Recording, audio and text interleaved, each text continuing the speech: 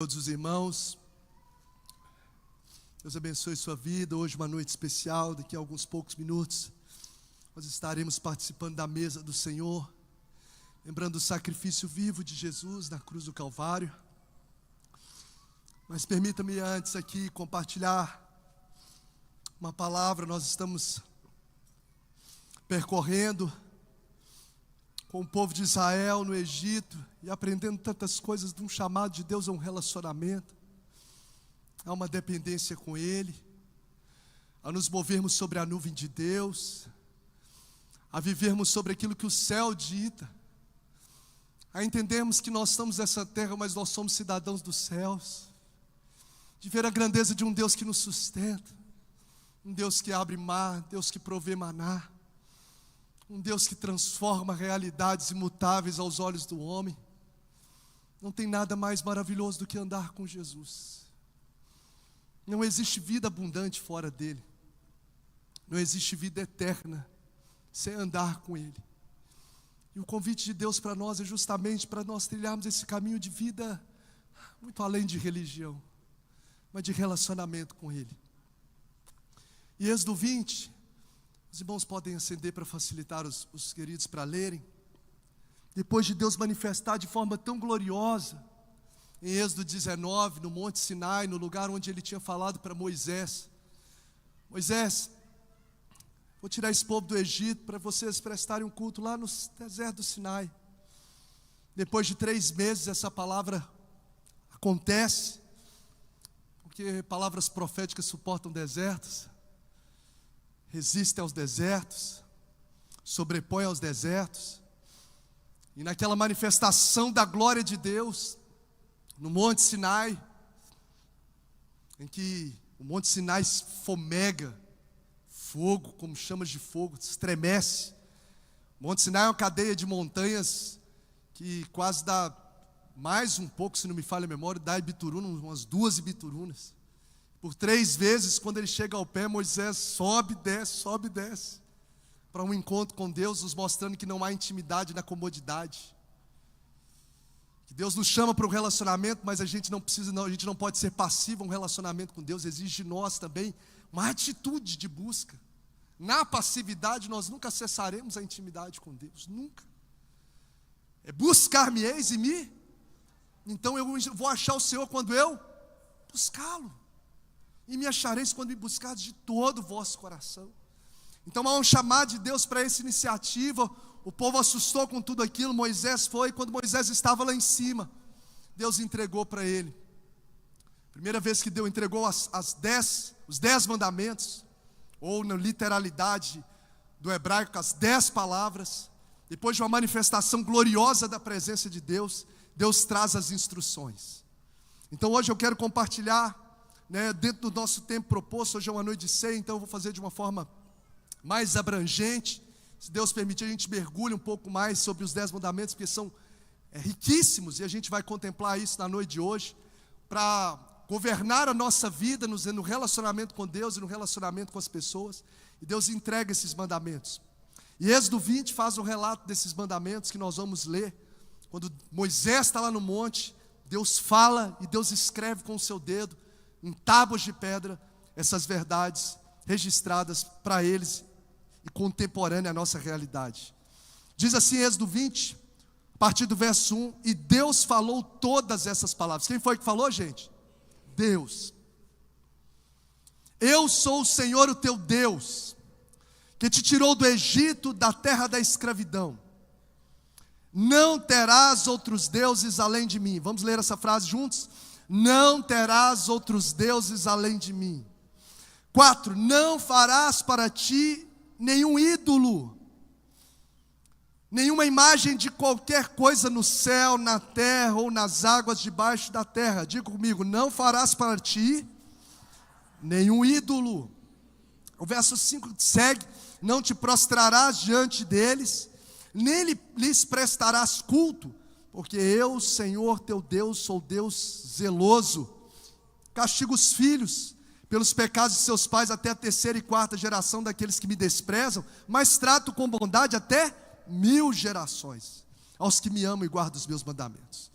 7, Verso 7, que é o terceiro mandamento: não tomarás em vão o nome do Senhor teu Deus, pois o Senhor não deixará impune quem tomar o seu nome em vão. Lembra-te do dia de sábado, do Shabat, descanso, para santificá-lo. Trabalharás 6 dias e neles farás todos os teus trabalhos, mas o 7º dia é o Shabat, o sábado dedicado ao Senhor, o teu descanso. Ao Senhor teu Deus, melhor dizendo. Nesse dia não farás trabalho algum, nem tu, nem teus filhos ou filhas, nem os teus servos ou servas, nem teus animais, nem os estrangeiros que morarem nas tuas cidades. 6 dias trabalharás, pois 6 dias o Senhor fez os céus e a terra, o mar e tudo que neles existe, mas o 7º dia descansou. Portanto, o Senhor abençoou o 7º dia e o santificou. Verso 12: honra o teu pai e tua mãe. Vamos ver juntos, 1, 2, 3 e... honra teu pai e tua mãe, a fim de que tenhas vida longa na terra que o Senhor teu Deus te dá. Verso 13, vamos ler juntos? Não matarás. 14, não adulterarás. 15, não. 16, não darás falso testemunho contra o teu próximo. 17, último, não cobiçarás a casa do teu próximo. Não cobiçarás a mulher do teu próximo, nem os funcionários, os servos e os servas, nem o seu boi ou jumento, nem coisa alguma que lhe pertence. Essas foram as palavras que Deus entregou a Moisés depois daquela manifestação gloriosa do céu. Jesus, obrigado por estarmos aqui e termos acesso a essa palavra na nossa língua e conhecermos através dela o teu caráter, a tua vontade e os teus propósitos, para que possamos viver uma vida que agrada ao Senhor, uma vida, ó Deus, que nos honre nessa terra, que tange, ó Deus, a vivermos uma vida de fato que glorifica o teu nome e abençoa pessoas. Que o Senhor fale conosco através dessa palavra nessa noite, pelo poder do nome de Jesus. Amém e amém. Glória a Deus. Queridos, nós temos aqui um grupo bem heterogêneo de pessoas no nosso auditório, no templo, heterogêneo que tange a variadas idades. Creio que tem pessoas aqui de 8 até, quem sabe, 80 anos ou um pouco mais. Nós temos um grupo aqui heterogêneo também de pessoas de culturas diferentes, que nasceram em cidades diferentes. Quem é que nasceu em Valadares? Deixa eu ver, olha a maioria. Quem é que nasceu em outra cidade que não foi em Valadares? Olha aí. Muitas pessoas. Chonim, Baguari. Tá brincando. Bênção. Vitória, né? Galileia. Só gente boa. Povo, né? Nós somos do interior, Frei Inocêncio. Está aparecendo aí. Então nós temos um grupo heterogêneo. E diante desse grupo, a gente, permita-me aqui apresentar as 3 últimas eras da humanidade, que vão abarcar absolutamente todas as gerações aqui presentes, e que vai fazer sentido para nós diante dessa palavra. O que são essas eras da humanidade, pastor? O que são essas fases da humanidade? São períodos históricos, essas eras são períodos culturais, que têm moldado o pensamento da humanidade ao longo dos anos. São mudanças, grandes mudanças na forma de pensar da sociedade. Essas eras são grandes mudanças na forma de se organizar a sociedade. Por que a gente quer destacar isso? Porque você vai observar que, seja inconscientemente ou conscientemente, isso tem influenciado muito diretamente a nossa forma de relacionar com Deus, de relacionar com as pessoas e de se viver na vida.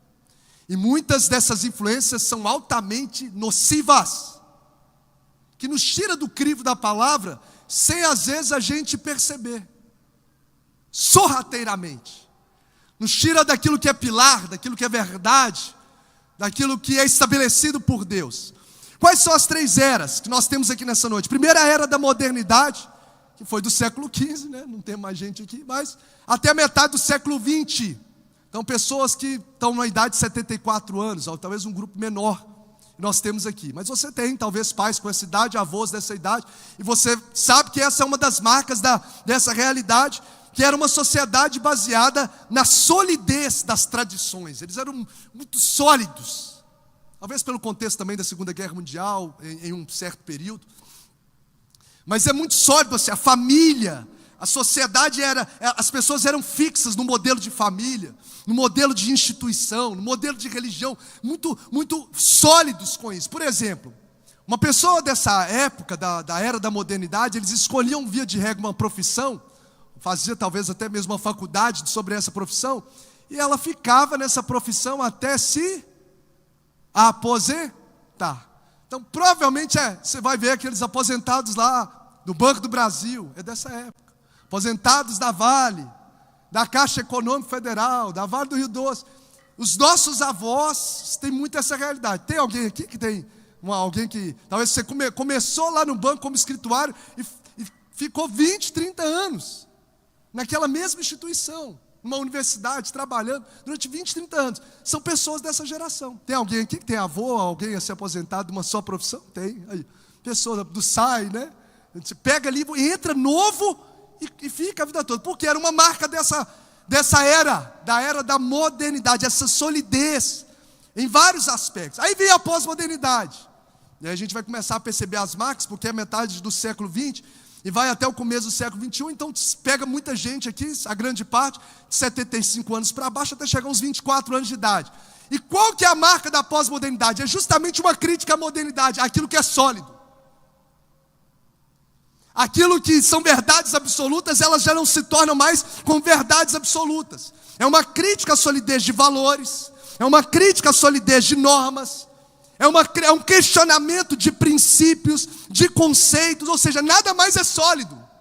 E você vai ver que aquela geração que ficava muitos anos num só emprego, hoje, se eu perguntar aqui, quem aqui já passou por mais de 3 empresas diferentes trabalhando? Pode levantar a mão, não tem pecado nisso não, dá só um sinal. Mais de 3 empresas trabalhando, porque é uma realidade dessa, você nem sente, mas não era uma realidade da modernidade, mas é uma realidade desse tempo. Essa transição, a gente já não é mais sólido nos empregos, a gente passa por vários empregos, já não é mais sólido nos relacionamentos. Quantos aqui já ouviram? Minha avó casou com meu avô, conheceu, namorou, foi o primeiro namorado, casou. Hoje, não vou perguntar. Né? Oh, Jesus, tem misericórdia. Mas é uma realidade dessa marca. Relacionamentos voláteis. A gente nem percebe, parece algo natural, sim ou não, gente? Mas são justamente esses pensamentos da sociedade que estão impregnados da nossa vivência. Então a gente vê essa crítica à solidez, empregos, relacionamentos, valores. Já não se tem mais verdades ditas como absoluto. O que é certo para você pode não ser certo para mim. O meu corpo e as minhas regras. A gente começa a ver que não há solidez nos casamentos. O número de divórcios acrescentou-se absurdamente nessa época. Em relação à modernidade é muito mais alto, sim ou não, gente? Muito mais. Porque a cultura da realidade da pós-modernidade é essa. É uma crítica à solidez.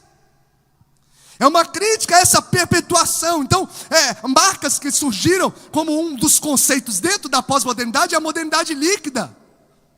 Onde tudo se desfaz rapidamente, relacionamento se desfaz, tudo é fluido. Você não tem aquela segurança, nada está sendo feito para durar. E algumas marcas dessa pós-modernidade que já está impregnada no nosso dia a dia, nos nossos ambientes, por exemplo, o relativismo moral. Tudo é relativo, que pode ser certo para você, pode ser, não precisa ser certo para mim. O hedonismo, marcas da pós-modernidade. Ou seja, o prazer acima de tudo. Se você não está feliz nesse casamento, Deus quer que você seja feliz, separa e vai ser feliz. É assim ou não é, gente? Os conselhos, sim ou não, gente? Quem está comigo? Marcas, pensamentos de uma era que já infiltraram como normalidade dentro de nós. Quebras de verdades absolutas. E uma outra marca é justamente o individualismo. A pessoa só pensa nela mesma. Eu preciso ser feliz, não importa a família, os filhos, a sociedade, a igreja, o meu trabalho. Importa eu ser feliz. Individualismo. Entra a cultura do cancelamento. Onde as pessoas, Se você se posicionar, vai publicar, defender os 10 mandamentos, por exemplo, lá na sua rede social. Eu vi a Lu publicando agora contra algumas ações, né, do carnaval, e eu vi até ela colocando lá. O número de seguidores cai absurdamente quando você confronta algo, por exemplo, contra o carnaval, vai caindo. Por quê? Cancelamento. Eu não concordo, excluo, porque eu só penso em mim. Eu não respeito. Então são marcas, estão no nosso meio, na nossa cultura, esse individualismo. E a terceira e última, para a gente poder trazer aqui, mergulhar sobre o texto, é a hipermodernidade. 24 anos para baixo dessa realidade. O que é a hipermodernidade? A hipermodernidade é uma evolução, e eu digo como negativa, na forma de pensar, uma evolução da pós-modernidade marcada pelo que o próprio nome diz, pelos excessos. São os excessos, é hiperconsumo, é uma hiperconectividade e é um hiperindividualismo. É o que nós estamos vivendo hoje, a geração de hoje, hiperconectada. Quem aqui já foi em alguma festa de casamento, de filho, de criança, senta numa mesa, sei lá, 6 pessoas naquela mesa redonda, e muito provavelmente, quase todos, muitas vezes, estão aonde? No momento, no celular. É uma hiperconectividade, um hiperindividualismo. É uma cultura de excesso de trabalho, de excesso de produtividade. Eu estava lendo dentro desse conceito. A gente há hoje uma glorificação do excesso de produtividade, porque são os excessos que são celebrados. E é verdade, isso invade, eu estava percebendo, invade a minha alma. A minha realidade de vida, onde a gente pensa muitas vezes que o descansar é um desperdício, a ponto de você sentir culpa por tirar folga. Tirei um dia de folga. E eu falei, gente, olha como essa marca já me pegou. Às vezes eu tirar um período do dia. Aí eu me sinto, no meu dia de folga, para descansar. Não, um sentimento de culpa. Tinha que estar produzindo. Sem perceber, inconscientemente, uma marca da hipermodernidade que nós estamos vivenciando, já faz parte da nossa vida. E qual que é o grande caos de toda essa realidade? É a gente perceber que isso muitas vezes está afetando o nosso relacionamento com Deus. Eu estava pensando, na semana passada, teve a questão do carnaval, e foi um grito dessa realidade do nosso coração, gente. Um grito dos excessos, sim ou não? Dos excessos. O carnaval foi um grito dessa realidade de ataques aos valores cristãos. Aquilo que vem como sólido por eras e eras, e séculos e milênios. Uma crítica é justamente um confronto à realidade, uma exposição do hedonismo, o prazer acima de tudo, não importa.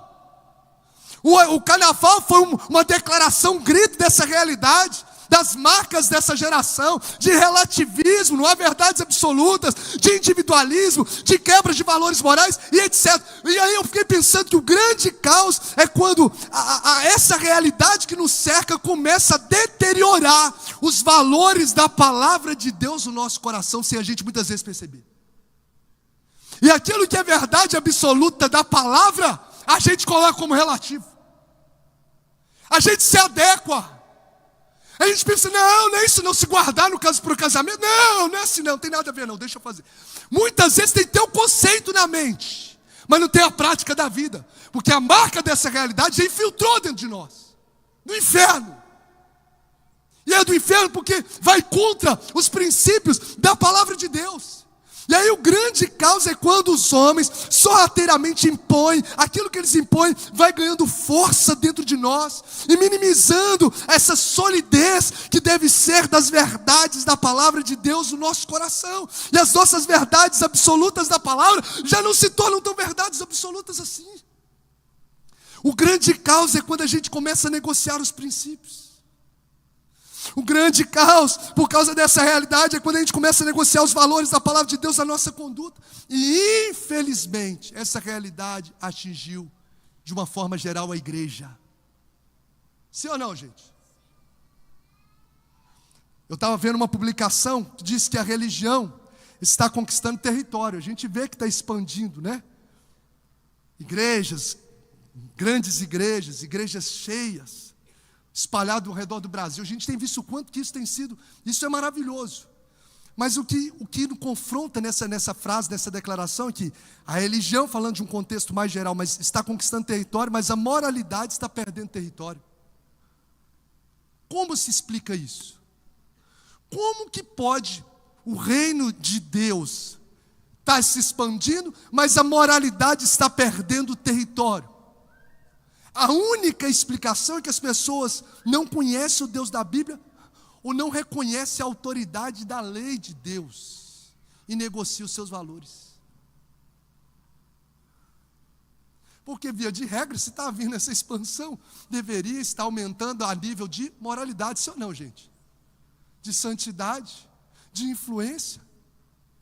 Então, o que a gente precisa ver hoje é olhar para dentro de nós e ver se nós não estamos sendo vítimas, se eu posso assim dizer, ou influenciados, melhor dizendo, por essas marcas. Estão deteriorando dentro de nós aquilo que deveria ser verdade de Deus para o nosso coração. R.C. Sproul diz assim, a justiça não pode ser determinada pelo que é popular, mas sim por aquilo que é verdadeiro, aquilo que é verdade de Deus. Então, onde em um mundo hoje, em que as regras vão mudando ao sabor das opiniões, nós precisamos hoje, como igreja, olhar para a realidade que nós servimos a um Deus que é imutável, que a sua palavra é imutável, que passarão os céus e a terra, mas as suas palavras não passarão, de que aquilo que o Senhor falou, Ele é o mesmo ontem, hoje, e será para todo sempre, que a porta continua estreita e o caminho apertado para quem quer viver e quem quer andar rumo à eternidade do céu, e a notícia ela não passou por reforma, essa porta é estreita, que Deus continua chamando um povo para ser santo, como é santo aquele que nos chamou, e Deus continua chamando a igreja para santificar, porque sem santidade ninguém verá o Senhor nosso Deus. Então isso não pode ser negociado, e a gente precisa olhar para dentro da nossa casa, das nossas relações, do nosso relacionamento com Deus, e ver se essas marcas da pós-modernidade, o conceito da modernidade líquida, ou quem sabe da hipermodernidade, não tem marcado ou deteriorado a nossa vida e o nosso relacionamento com Deus.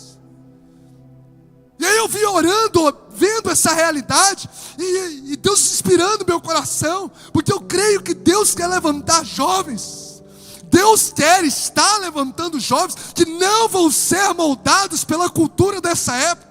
Deus vai levantar, vai salvar, vai libertar e levantar jovens que não vão se render à cultura dessa época, mas jovens que vão se render aos princípios da palavra de Deus que Ele carrega. Eu declaro sobre este lugar, sobre a vida da juventude, de jovens e adolescentes, que Deus vai levantar nesse lugar Daniéis que estão lá na Babilônia sob a pressão de ser morto, mas não vão se contaminar com as finas iguarias do rei, porque mais vale aquilo que o Senhor disse do que aquilo que a sociedade quer impor.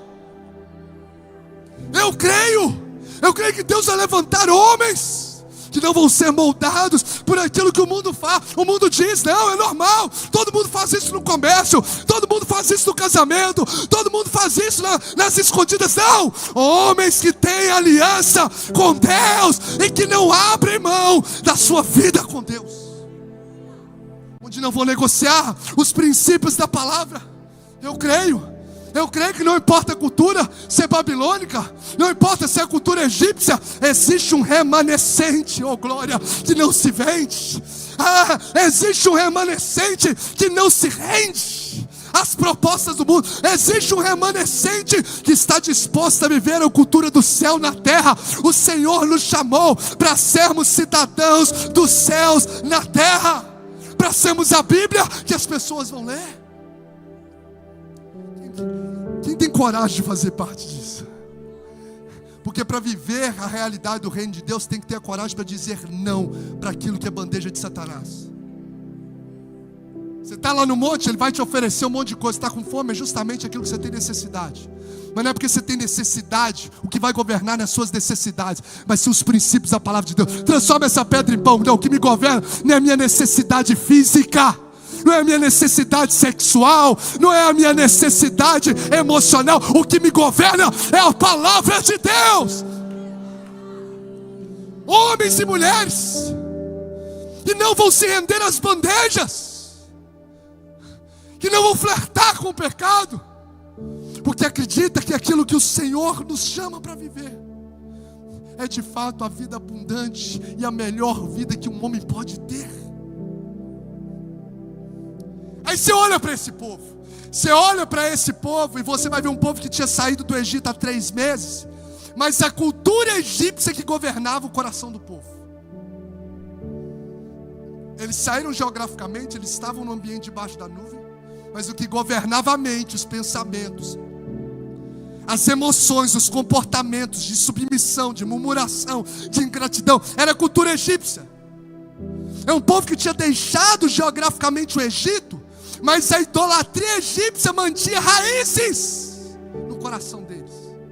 Tanto que quando Moisés demorou demais, o que eles fizeram? Um bezerro de ouro para adorar. Idolatria egípcia. Saíram geograficamente, estavam debaixo do ambiente da nuvem, mas estava ainda entranhado dentro deles a idolatria egípcia. Ou seja, as marcas da geração deles, porque eles foram 4 séculos. Nós pegamos aqui o quê? 1 século e pouco aqui das eras. Agora imagina 4 séculos debaixo de marcas. Você já vê, 1 século e meio aqui. Foi isso mais ou menos que nós fizemos aqui? Não, um pouco mais, né? Porque eu comecei lá do início, mas trazendo dentro do nosso contexto. Já influencia a gente, imagina 4 séculos entranhado na vida deles. Uma cultura egípcia entranhada, uma idolatria egípcia entranhada. Eles eram influenciados, eles estavam andando com Deus no deserto, mas ao mesmo tempo algemados pelas marcas da época. Isso deve preocupar o meu coração e o seu, porque a gente pode estar andando com Deus, mas está algemado por as marcas e achando que está tudo bem. Um povo que está movendo sobre a nuvem, mas que precisava urgentemente alinhar o seu coração à vontade de Deus, aos propósitos de Deus, aos princípios e verdades da palavra de Deus. Aí o Senhor colocou no meu coração algo que eu quero compartilhar com você, meu querido. Entenda algo: não há como andar com Deus carregando o Egito no coração. Diga carinhosamente para quem está do seu lado: não há como andar com Deus carregando o Egito no coração. Você entende que eu não sei se eu estou falando com clareza, esse Egito que entra dentro de nós sorrateiramente, está tudo bem, uau, Deus, eu celebro, eu toco tamborim, eu faço festa, dou uma murmurada ali, mas eu estou na alma ali para fazer um bezerro de ouro. Um Egito que entranhado. Agora, não tem como andar com Deus carregando o Egito no nosso coração. Não terás outro Deus diante de mim. Não farás para ti imagem de escultura. Para andar com Deus, não pode continuar a carregar o Egito no coração. Não adianta a gente estar num ambiente que Deus se manifesta, mas continuar com as práticas do Egito no nosso dia a dia. Não tem como. Não tem como a gente mesclar as duas vidas, as duas formas de viver. Eu quero viver debaixo da nuvem, mas não quero renunciar à idolatria do meu coração. Não tem jeito. Não tem jeito. Se fazer o bezerro de ouro, você vai estar quebrando aquilo que é propósito de Deus. Não tem como eu viver uma caminhada de milagres com Deus e continuar vivendo as promiscuidades da carne. Não tem jeito. Não adulterarás, não cobiçarás a mulher do teu próximo. Não tem como. Não tem como eu andar debaixo da nuvem e permanecer carregando essa cultura do mundo, da carne, do Egito. E é o que o Espírito de Deus falou no meu coração: é que quem insiste em carregar o Egito debaixo da nuvem morre no deserto sem viver a promessa. Quem insiste, preste atenção, com muito temor eu falo isso, quem insiste em carregar o Egito estando debaixo da nuvem de Deus morre no deserto sem viver a promessa. O povo insistiu carregar a cultura do Egito, as marcas da era do Egito, a idolatria do Egito, insistiu debaixo da nuvem. Deus deixou eles caminhar debaixo da nuvem. Lá em Hebreus fala justamente isso, andar debaixo da nuvem, mas não viveram a promessa. Porque quem insistir em estar debaixo da nuvem, estou aqui todo domingo, estou aqui, estou envolvido até no ministério, estou andando debaixo da nuvem, mas quero permanecer carregando o Egito. Isso vai me fazer não viver na verdade a promessa. Então eu quero declarar nessa noite, pelo poder do nome de Jesus, porque a gente mesmo não consegue arrancar o Egito dentro de nós não, mas eu quero declarar nessa noite profeticamente, que Deus vai arrancar o Egito de corações aqui. Eu quero declarar como uma palavra que Deus colocou dentro de mim, para você, para vidas aqui. Deus vai arrancar o Egito de corações aqui. Você vai perder o prazer. Deus vai levantar Josué e Caleb, que o prazer está na lei do Senhor, e na sua lei medita de dia e de noite. O Senhor vai arrancar o prazer pelo Egito, pelas panelas do Egito, pelas carnes do Egito, pela idolatria do Egito. O Senhor vai arrancar o Egito de dentro do nosso coração. Eu quero declarar: o seu prazer, o meu prazer não vai mais estar naquilo que o Egito nos ensinou, mas em andar na presença do Deus que nos libertou. Aleluia. O meu prazer, eu quero declarar em nome de Jesus. Vai ter gente que vai ter nojo de vícios aqui. Você vai consumir algo, o Senhor vai colocar nojo em você. É a presença do Espírito Santo te guardando a sua eternidade, guardando o céu que Ele tem preparado para você. Nojo, o seu prazer vai ser ter fome e sede pela presença de Deus. O Senhor vai ferir gente aqui nessa noite com uma ferida de amor para Ele, a ponto de dizer como Moisés: Senhor, eu não saio daqui se a Tua presença não for comigo. Não me faças sair deste lugar. O que eu quero é a Tua presença, o que eu amo é a Tua presença. O que eu quero governar na minha vida é ser governado pela presença dos... Eu sinto Deus neste lugar.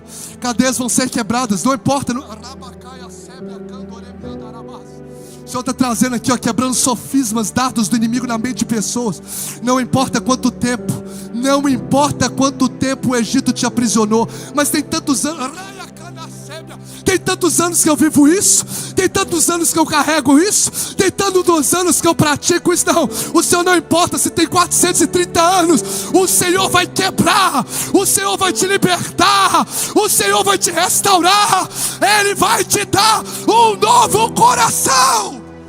Maior do que qualquer cadeia de Satanás é o poder do nome de Jesus. Maior do que qualquer prisão de Satanás é o poder daquele que está em cima de todo nome, o qual todo joelho se dobrará e toda língua confessará de Jesus. Você pode aplaudir, exaltar a Jesus por um instante, glorificar Jesus por um instante.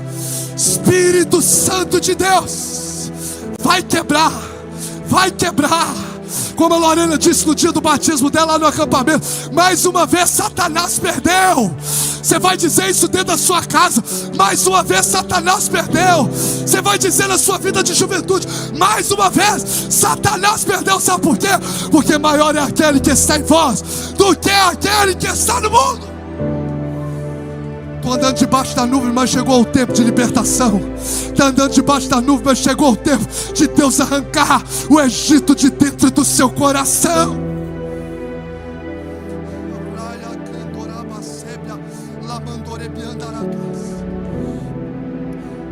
E aí Jesus vem, ou melhor dizendo, Deus vem de forma tremenda. Deus vem de forma tremenda no Sinai. Deus vem de forma tremenda para trazer as revelações. Eu acho lindo isso, porque a gente olha que antes de Deus trazer ali as instruções que trariam libertações, o Senhor faz com que os céus derramem sobre aquele lugar. Diz assim, Êxodo 19:16: ao amanhecer do terceiro dia houve trovões e raios, uma densa nuvem cobriu o monte, uma trombeta ressoou fortemente, todos do acampamento tremeram de medo. Moisés levou o povo para fora fora do acampamento para encontrar-se com Deus. E eles ficaram ao pé do monte. O monte Sinai estava coberto de fumaça, pois o Senhor tinha descido sobre ele no meio do fogo. Dele subia fumaça como de uma fornalha. Todo o monte tremia violentamente, olha só, e o som da trombeta era cada vez mais forte. Então Moisés falou, e a voz de Deus lhe respondeu. Eu vejo aqui Deus se manifestando no Sinai. Sabe por quê? Porque as manifestações de Deus, elas tocam o natural. Você tem coragem de dizer isso para alguém? As manifestações de Deus tocam o que é natural. Quem está do seu lado é natural? Vem aí. Você está num ambiente que é natural? Ou você está num ambiente sobrenatural? Você está num ambiente aqui que é natural. A sua casa é um ambiente natural. Tem parede, tem gente, tem mesa. Aqui tem cadeira. Deixa eu dizer, aqui tem Monte Sinai, mas o Monte Sinai começa a tremer. O Monte Sinai começa a fomegar. Os homens começam a tremer de medo. Deus vai tocar aqui aquilo que é natural para revelar o sobrenatural na sua vida, na sua casa, no seu coração. Então as manifestações de Deus, elas tocam o natural. As manifestações de Deus, elas se revelam na terra. O povo vai ver que o Senhor desceu ao topo do Monte Sinai e chamou Moisés. Elas se revelam na terra. Eu creio que Deus vai tocar a sua casa. Deus vai tocar essa casa. Deus vai tocar o ambiente por onde você passar, porque as manifestações de Deus, elas se revelam na terra. Elas tocam o natural, elas descem da terra. As manifestações de Deus não tocam só no espírito, porque o povo começou a tremer e até mesmo de medo, porque as manifestações de Deus também tocam as nossas emoções. Você vai ver que o povo começou a tremer de medo. Oh, glória a Deus, porque quando Ele vem, querido, de verdade, um temor no nosso coração é gerado. Quando Ele se manifesta, há um temor do céu que toma conta do nosso coração. A gente não consegue ficar sem pedir misericórdia de Deus. Já teve essa experiência? Você está orando e quando Deus se manifesta, Senhor, misericórdia, tem misericórdia. É igual quando Pedro estava diante de Deus. Tem misericórdia, porque um temor é gerado. Porque aonde Deus se manifesta, Ele toca nas nossas emoções. Ele toca no espírito, Ele toca no natural. Ele se manifesta na terra, mas Ele toca nas emoções. E sabe o que o Espírito de Deus falou no meu coração? Que Ele vai tocar na vida emocional de pessoas aqui nesse lugar. Ele vai trazer paz para quem está ansioso. Ele vai trazer alegria para quem está angustiado. Ele vai trazer sobre o seu coração uma libertação de angústia, porque Ele toca as emoções. Você vai vir tocando as emoções, e essas manifestações, elas carregam então essas instruções dos céus. E quais são as instruções dos céus para a gente poder participar da ceia do Senhor? Que são os 10 mandamentos. Eu quero convidar você a colocar de pé. Pode preparar um ambiente.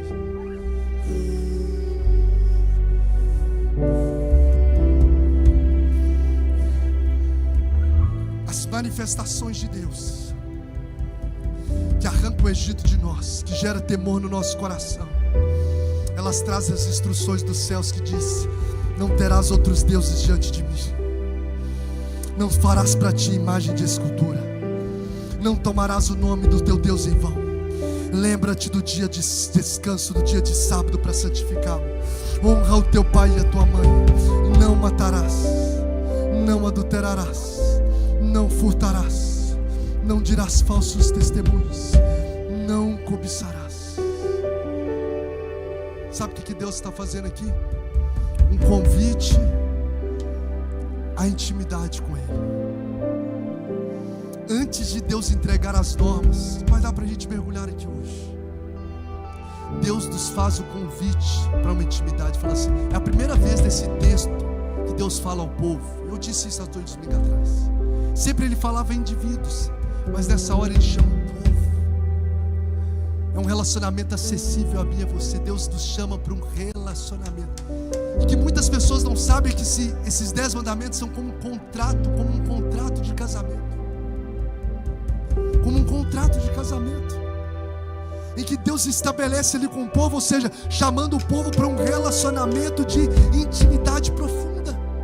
E nesse contrato de casamento, Deus vai falando aquilo que como Ele deseja ser amado. Não precisa você ficar procurando. Às vezes a gente fica pensando, nossa, como é que eu faço para poder minha esposa se sentir amada, estuda as linguagens do amor. Ali Deus já fala como Ele deve ser amado. Não terás outros deuses. Você não vai ter outro noivo. Você não vai ter outro ídolo, você não vai ter uma outra pessoa. Não terás outros deuses diante de mim. Não vai carregar foto do outro homem na sua carteira. Não farás para ti imagem. Uma exclusividade da pessoa de Deus, uma exclusividade da imagem de Deus. Olha, agora você carrega o meu sobrenome, é um contrato. Nós somos cristãos, você carrega o meu sobrenome. Então não vai dar, já que você é fundo da praça, porque senão você vai envergonhar, desonrar o meu nome. Não toma o nome de Deus em vão. Olha o nome que você carrega, honre isso. Não falarás o nome, não tomarás o nome de Deus em vão. Você carrega o nome de cristão, honra esse nome. É um contrato de casamento. Guarda-te, lembra-te, guarda o dia de sábado para santificar. A gente está junto todo dia. A gente está 24 horas, a gente toma café junto, a gente almoça junto, a gente está convivendo, a gente se ama todo dia juntos. É um relacionamento diário. Mas desse relacionamento diário, separa um dia exclusivo para nós, para descanso, para deleite, para adoração.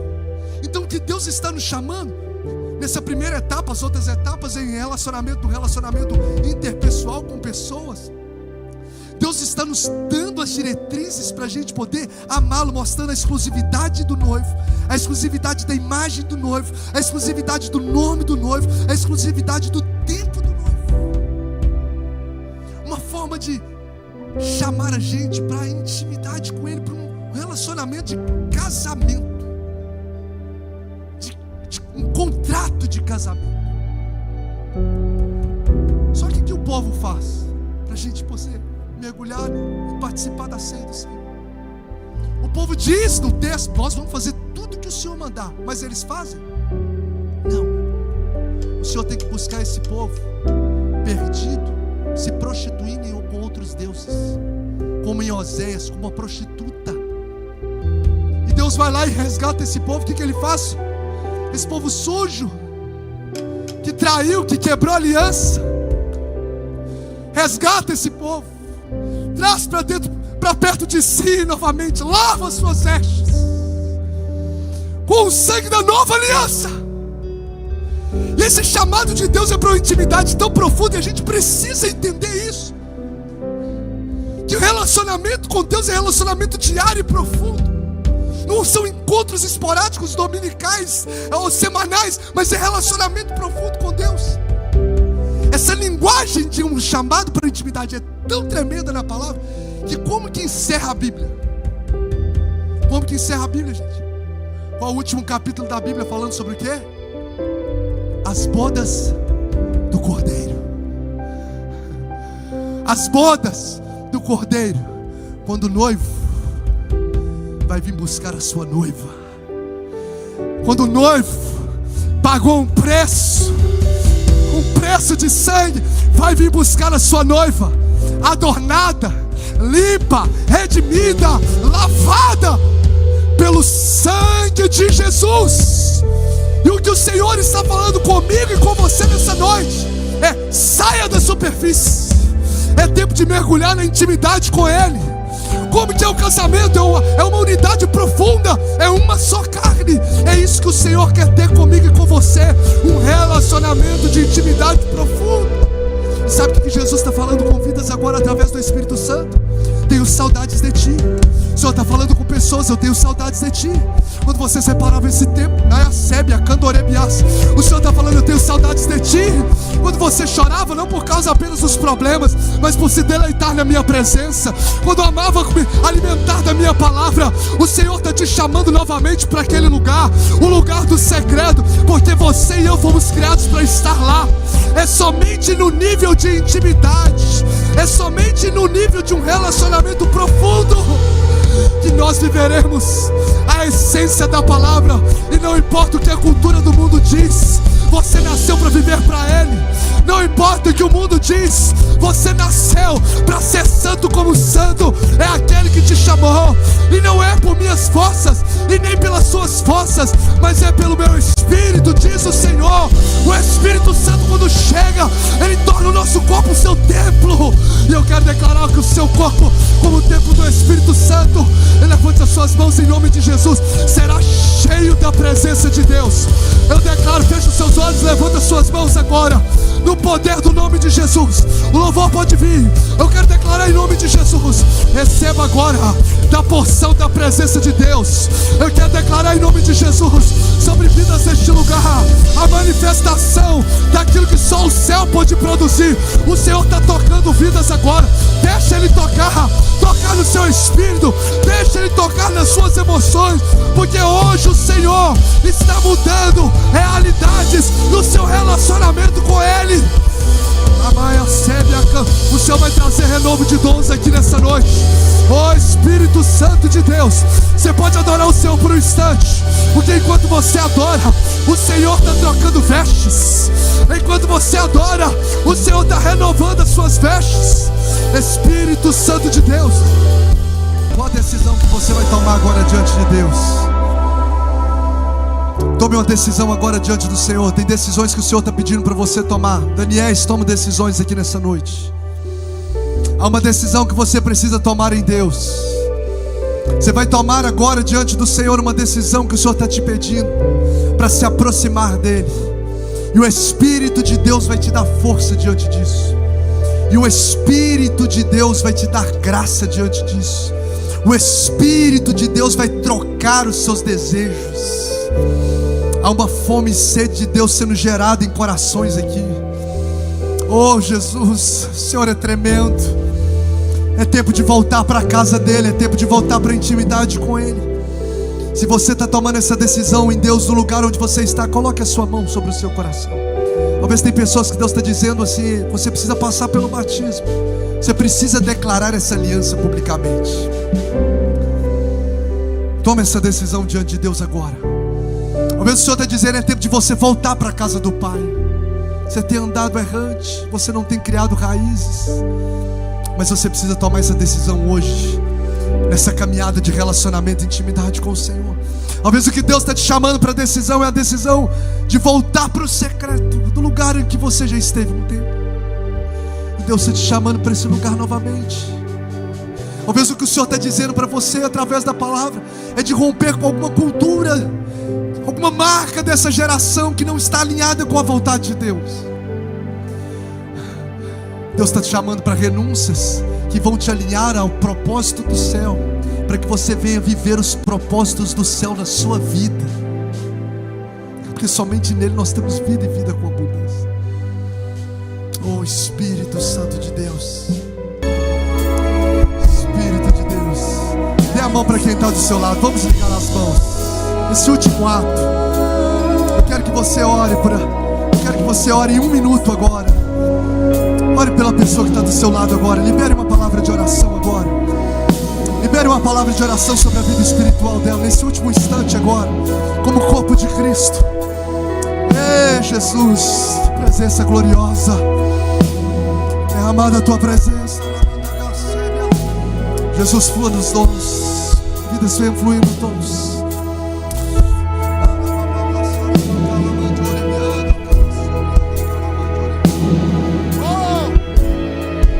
Abra a tua boca, rios de água viva fluirão do teu interior.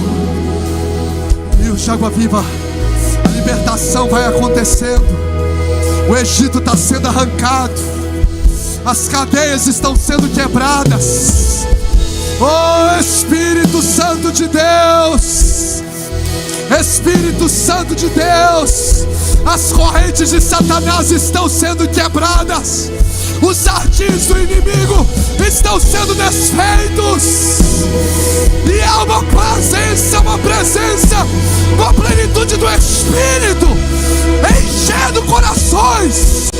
Eu declaro em nome de Jesus: seja cheio, seja cheia, seja cheio, seja cheio, seja cheio, seja cheio,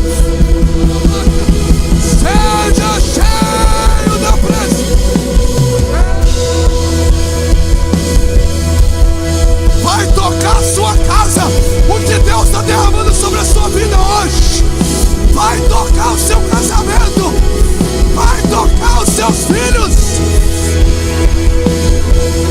Vai tocar o chamado que Ele confiou.